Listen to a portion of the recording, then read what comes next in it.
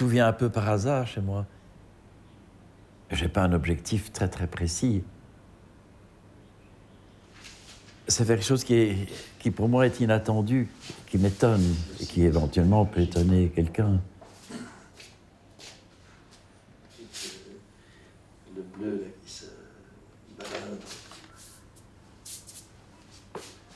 Mon problème à moi était toujours d'essayer de faire des choses que j'ai envie de faire, mais d'être aussi clair. Ce que je cherche, c'est l'économie de travail, faire le moins possible. C'est, avec le moins possible, faire un maximum.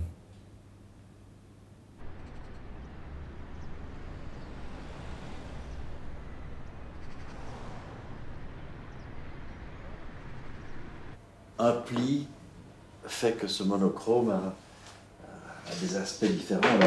Le bleu là paraissent différents, donc ça m'intéressait. Dès que tu plies une feuille, tu es déjà dans l'idée du livre, ça commence là. Et donc le pli est pour moi vraiment très important, mais il est aussi dans des œuvres plus, je dirais, plus plastiques ou plus murales.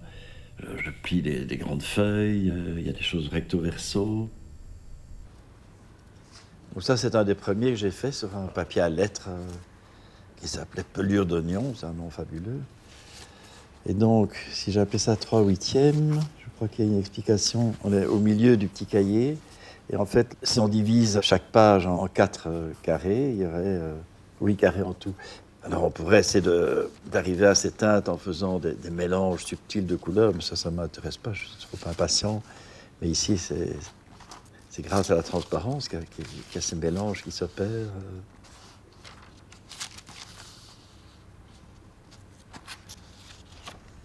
Ce qui est derrière m'intéresse tout autant que ce qui est devant. Parce que quand je peignais sur et sous des toiles de coton, c'était faire coïncider le recto verso simultanément. On voit ce qui se passe d'un côté et de l'autre. Et puis j'en ai eu un peu marre d'employer des matériaux un peu légers, un peu fragiles, un peu précieux au fond. Et donc je me suis dit, j'aimerais bien travailler sur des panneaux, sur des planches. Ça m'a encouragé à aborder un univers plus tridimensionnel. Et donc, travailler sur le recto verso, c'est dire l'un égale l'autre, l'un vaut l'autre, l'un n'est pas mieux que l'autre. Par exemple, ici, j'avais lu un roman policier qui s'appelait La nuit tombe, d'un très bel auteur qui s'appelle David Goodis, un auteur de polar américain. Et dans ce polar, il y a une voiture bleu pâle, puis un pistolet noir, et puis le verre de la chambre d'hôtel. Il y a toute une série de couleurs dans une description. Et je me suis dit, tiens, je vais suivre les couleurs et faire un petit livre à partir de ce texte. Par exemple, sur une page, il est imprimé en rouge. Ah ben oui, même c'est exactement 2 fois la même chose. Et puis au pliage, il y a un décalage. Et donc c'était une série noire et j'ai beaucoup travaillé sur cette collection de romans policiers américains qui m'a toujours fasciné. Mais j'ai jamais l'idée d'illustrer. C'est toujours la lecture me donne envie de faire quelque chose. C'est un déclencheur. Je baignais dans un milieu assez littéraire, assez culturel. Mon père était écrivain, tantôt essayiste, tantôt poète. Ma mère était au fond un peu la chroniqueuse de la famille. Et puis adolescent, j'étais plutôt poète, j'aimais bien écrire et tout ça. Et je ne sais pas, je crois qu'avec le climat familial, j'avais un oncle qui peignait. Je crois que tout ça me donnait envie de peindre.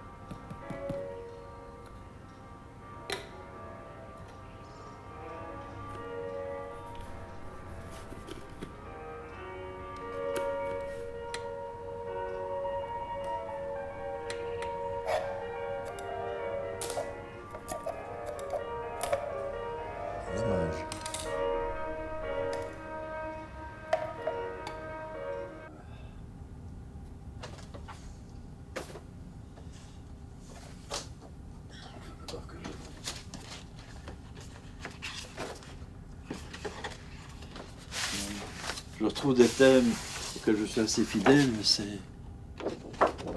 Il y a des papiers un peu transparents que je posais sur la feuille. Je reliais le petit papier transparent posé sur la feuille et le support. Et puis quand l'encre de Chine était encore humide, je déplaçais le papier. Et en fait, l'encre humide faisait colle. Ça fait plein de choses comme ça.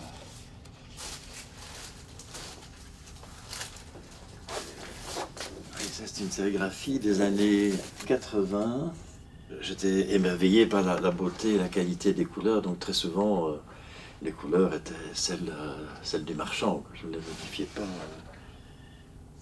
Donc ici, je crois que ça doit être 4... peut-être pas le vert, mais sinon, c'était vraiment les couleurs. Juste après 68, je m'inscris dans un cours de sérigraphie, pour des raisons peut-être militantes au départ, pour imprimer des affiches, mais très vite, j'en fais un mode d'expression personnel. Et donc la sérigraphie jouera un rôle important dans ma manière de clarifier mon travail. Des couleurs pures, des aplats, des formes claires et simples. C'est magnifique. Tu peux peut-être pied une fois de plus. Ouais, c'est prévu. Parce que c'est très beau d'avoir les 4. Tu vois, c'est le même rouge, mais vu en transparence à travers les feuilles. C'est magnifique, les 4 transparents. J'aime beaucoup celui-là. C'est un tout récent. Ça, c'est simultané, successif. En 4e de couverture, il y a le mot successif.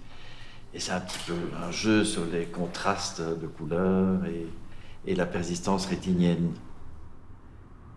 Donc c'est une espèce de promenade sur les pages avec chaque fois un disque de couleur, un anneau ou un point noir et on voyage sur les pages. Cristal, c'est en fait le nom d'un papier calque qui se trouve à l'intérieur et que je trouve très très beau. Il y a 2 bouts de phrases, il y a Vienne la nuit au début et tout à la fin sonne l'heure. C'est des couleurs extraordinaires. Là, j'ai vraiment rien fait, c'est-à-dire qu'il y a 2 calques colorés et entre les 2, il y a ces papiers cristal et petit à petit, on oublie le Vienne la nuit et on passe d'une couleur à l'autre. J'avais fait une ou deux petites éditions.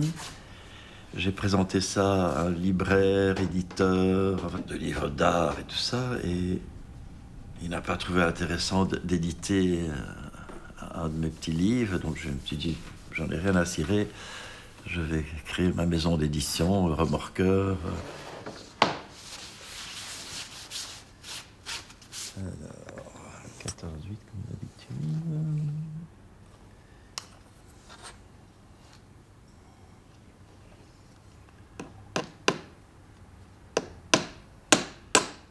Un livre s'adresse plus à un individu qu'à un grand public.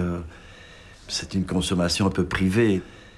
En même temps, comme il est multiplié, il peut s'adresser à beaucoup de gens.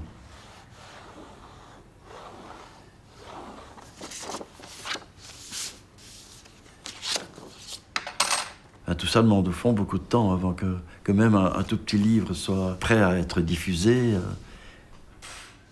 Et donc moi, ça m'emmerderait de ne faire que des livres. 2, 4, 6, 8.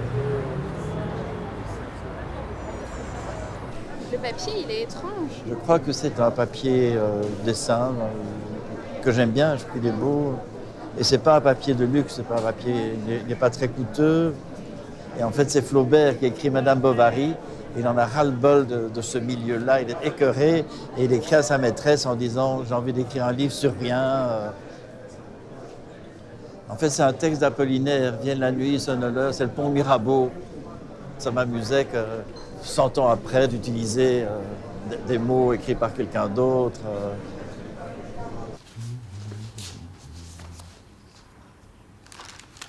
Enfin, ça tient bien ensemble.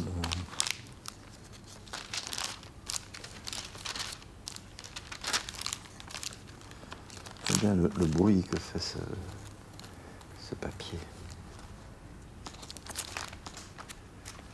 Quand on m'invite à montrer mes livres, j'ai le grand souci de montrer un travail plastique, souvent en relation avec le contenu des livres, mais j'essaie toujours de montrer les deux en même temps. Chaque fois, c'est des enveloppes dont le fond était coloré. Bien Ah non, c'est bon, à part une ou deux, où c'est le fond coloré, mais sinon c'est comme des monochromes, des aquarelles, quoi. Et puis je leur donne un cadre, tu vois, c'est un peu l'idée de l'encadrement.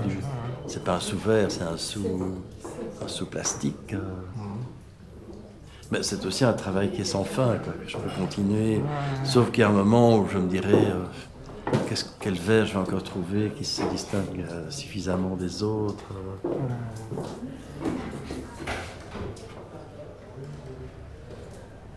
Je me dis, espérons que quelqu'un trouvera une sensation équivalente à la mienne, pas la même, mais que quelque chose va fonctionner, qui va l'intéresser, qui va le sortir de ses habitudes visuelles. C'est ça qui m'intéresse. C'est mieux comme ça, Léon. Et puis, il était bien chaud, il faut qu'elle soit vraiment pile-pète.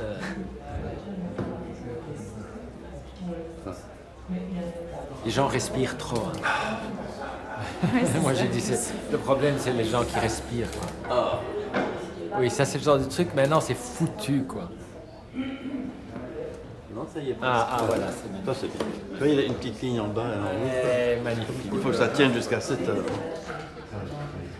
Je finis par englober dans ce que j'appelle la peinture des champs qui n'appartiennent pas nécessairement à la peinture. Par exemple, la persistance rétinienne ou les jeux d'ombre ou de réflexion. C'est un effet de la peinture, mais tout d'un coup, je me suis dit, ça fait partie de ma peinture.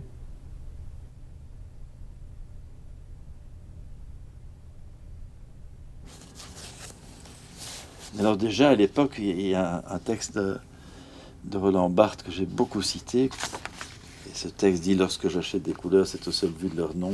Le nom de la couleur, jaune indien, rouge persan, vert céladon. » Et puis un peu plus loin, il dit que le nom d'une couleur, c'est une promesse de quelque chose. Et pour moi, la peinture, c'est aussi simplement nommer des couleurs et me dire mais peut-être que ça peut provoquer chez celui qui lit ce mot un effet coloré, ou au moins un travail de l'imaginaire. L'ombre des couleurs, ce sont des verres sur lesquels je peignais de manière libre, avec par exemple du blanc d'Espagne sur la vitre. Et puis les vitres étaient posées à quelques distances du mur. Et en fait, là, on lisait parfois plus distinctement ce qui s'écrivait en ombre que ce qui avait été peint. Là, je vais te montrer ce que j'ai mis à côté. Ça, il s'appelle Leporello. C'est le nom du valet de Don Juan, et qui a donné son nom à la forme du livre en accordéon qu'on appelle un Leporello. Trop chouette là. Il y en a qui sont tragiques. Hein. Oui. Ça, c'est vraiment la chute des anges. C'est toujours le même petit pochoir, tu vois, que je remplissais d'encre de Chine, et puis je faisais des empreintes, des taches. Mais je ne trouvais pas ça joyeux du tout. Au départ, oui, ce petit ange était charmant, mais fenêtre. Là aussi, c'est un petit jeu sur les structures des châssis, disons, de notre pays. Et petit à petit, je vais vers des structures de volets que j'ai vues au Japon. Mais il n'a même pas été ouvert, ce petit cahier-là. Donc, pendant longtemps, quand on me disait les livres par rapport à la peinture, je disais, mais c'est une manière de peindre, c'est une prolongation de ma peinture. Et puis je dois avouer que quand même, quand je fais des livres, j'ai envie que ce soit des livres.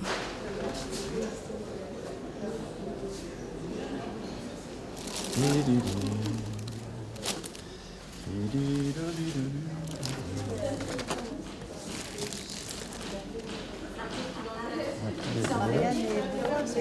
les ai vus de loin. Moi, il est déjà là avec sa liste. Il a coché tout ce qu'il n'avait pas. Mais il n'y a pas beaucoup de monde. Il n'y a pas beaucoup de monde. Je crois que c'est toujours comme ça le vendredi. Le vendredi, c'est toujours comme ça. En fait, je passe beaucoup de temps à chercher des formules qui soient très condensées et qui peuvent s'exprimer simplement en imprimant une feuille au recto verso. Il faut qu'à chaque page, il y ait quelque chose qui se passe qui soit aussi intéressant qu'aux pages précédentes. Pourquoi tu l'appelles l'attendre indifférence? Parce que je cherchais un titre et Ceci est en fait l'empreinte de ça, tu vois. Je relis la dernière page de L'étranger de Camus, et où on parle de la tendre indifférence du monde. Du monde. Et je me suis dit mais qu'il y a comme une ligne qui a l'air de tourner un peu le dos à l'autre.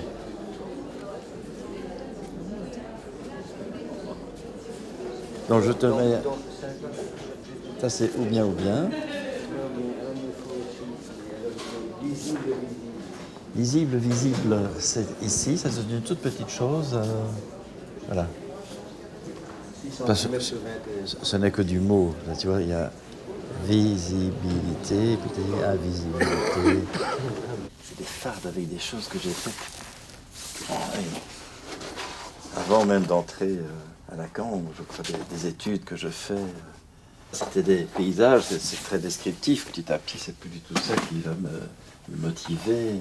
Ça, c'était une année, j'avais commencé l'UNIF. J'étais en droit. J'allais dans la forêt, je dessinais des arbres. Ça, c'est la forêt de Soigne. Au lieu d'étudier, donc c'est assez normal que j'ai échoué. Il y a des trucs qui sont fort datés. Quand c'est très très très daté comme ça, je tombe là-dessus. Ça, c'est ma période peinture. Mais j'étais très artisan à une époque. Je voulais que les choses soient bien faites, et une belle apparence, des belles matières, des compositions équilibrées. Ça m'intéresse plus tellement, ça. En fait, il s'est passé des choses dans les années, je dirais, 70, où je m'interrogeais fort sur les supports que j'utilisais. Et ça, c'était peut-être un petit peu la rencontre d'artistes américains, mais aussi de ce mouvement qu'on appelait support surface, et qui, au fond, questionnait le châssis, la toile, de manière qu'on appelait aussi analytique. La peinture devenait le sujet de la peinture. 1965, 1976, 1980, de 80 à 89, 77. Non, il y a des moments où je me dis, tiens, oui, il y a encore quelque chose à trouver, à rechercher. Certains travaux que je garde, c'est pas parce qu'ils sont magnifiques, c'est parce qu'ils sont en suspens. Ils pourraient trouver une prolongation dans des choses plus actuelles. C'est beau. Bonjour. Bernard. Enchanté. Enchanté. Oui. Nadine, Elle va arriver, mais je m'étonne qu'elle ne soit pas encore là. Derrière papa, j'étais chaque fois occupé en plein. Je n'avais même pas vu, tu sais. Ouais. Pourtant, Ça va? je me suis mis en rouge exprès. Ça va? On est visible tous les deux. Hein. Tu te souviens pas du tout? Personne ne se souvient, moi je me souviens à fond quoi. Ah oui, il y a des gens qui se souviennent à fond la caisse. Non, mais tu te souviens de cette expo, il a fait un concert. Et donc en fait là en dessous c'est les archives, les bandes originales. Qu'est-ce qu'on entend? Le concert. Ah oui. En fait la salle était environnée de feuilles comme ça. Et je tirais au sort l'ordre des couleurs. Et comment tu t'es rentré en contact avec lui? Quand j'étais à son concert, je lui ai dit à l'entracte ou à la fin du concert, j'ai vraiment un projet qui vous conviendrait bien. Dans la grande halle, il y avait des grandes bannières en papier. Et dans la petite halle, il y avait une espèce de galerie. Et Bernard avait tendu des cordes auxquelles étaient attachés avec des pinces à linge le papier qui va en dessous, tu vois. Voilà. Mais j'avais fait un tout petit livre qui est là-bas, qui s'appelait Made in Belgium. Et il est adorable ce petit livre, c'est noir, jaune, rouge, tu vois, et en transparent, c'est très joli. On fait toujours un peu des choses qui ont déjà été faites, mais c'est-à-dire qu'il y a des propos très différents chez les peintres, la monochromie. Moi, quand je fais un monochrome, c'est comme une espèce d'hommage à la matérialité de la peinture, de la chose qui est là, ça. Mais pour quelqu'un qui vient de l'extérieur, il peut trouver que c'est exactement la même chose, que ça relève de la même pensée et philosophie. Mais pour moi, non, c'est pas les mêmes artistes. Ils cherchent pas la même chose.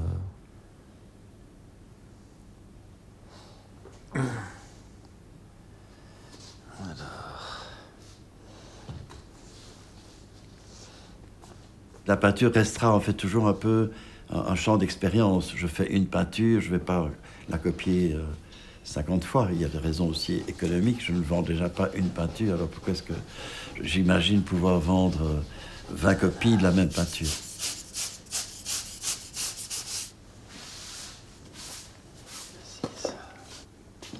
Donc je cherche une 7e couleur chaude et pas trop vive. Alors je mélange ça avec un produit que je fabrique ici, un œuf entier. J'ajoute de l'huile de lin et de l'eau. Donc c'est en fait comme une mayonnaise. Ça mélange le gras et la queue. Ce que je cherche, c'est un jaune mais qui serait différent de celui-là et qui serait pas trop clair ou trop foncé par rapport aux 6 autres couleurs qui sont là, qui peut s'accorder, mais il y a des travaux que je poursuis depuis des années, j'ajoute un petit élément de temps en temps, et puis je me dis, tiens, oui, je vais aller vers ça ou vers ça.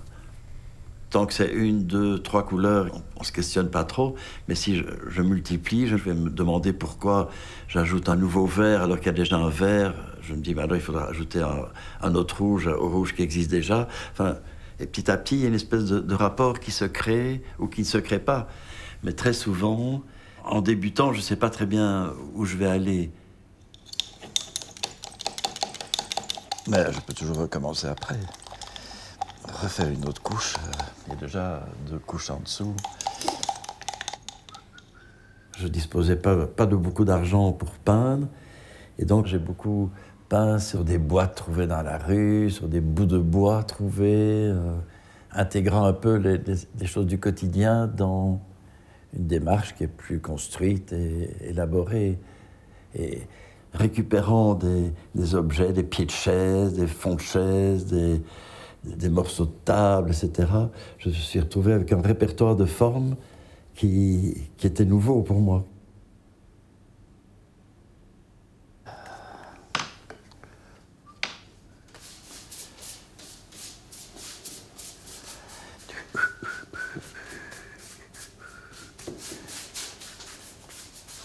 Je suis en train de me dire que ce que j'ai envie, c'est que ce soit fait, ni bien fait, ni mal fait. Il y a une époque magnifique où j'ai découvert la peinture américaine des années, disons, 60, et où je me suis dit, mais il y a moyen d'arriver aux choses que je cherche, mais en étant beaucoup plus libre dans la facture, en ne se souciant pas de faire un aplat parfait, sans tache et sans défaut.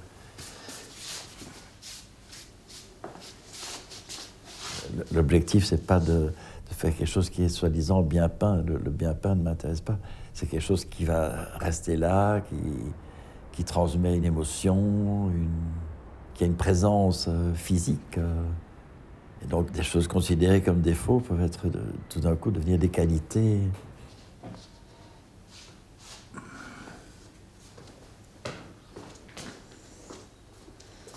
Ça va être beaucoup trop clair. Mais qu'y faire? La couleur n'est jamais toute seule, même quand on l'affirme, quand on dit voilà, j'ai fait un monochrome, le monochrome sera fatalement en relation avec un autre monochrome. Je crois que si je faisais le même jaune, mais moins blanc, avec moins de blanc, ça tiendrait bien. Je le mets en rapport avec un gris ou un bleu-vert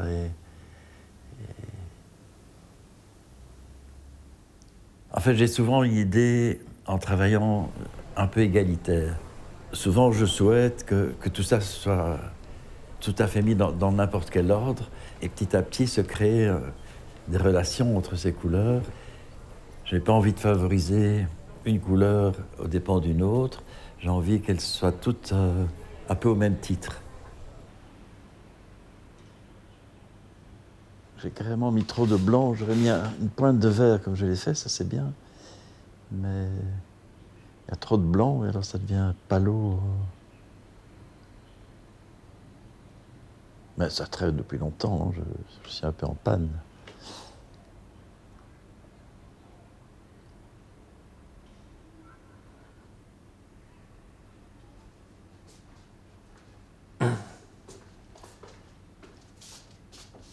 Puis là, il y a une espèce de... Le regard est attiré par une partie plus blanche et plus saturée, ça ne va pas non plus. Voilà, à recommencer.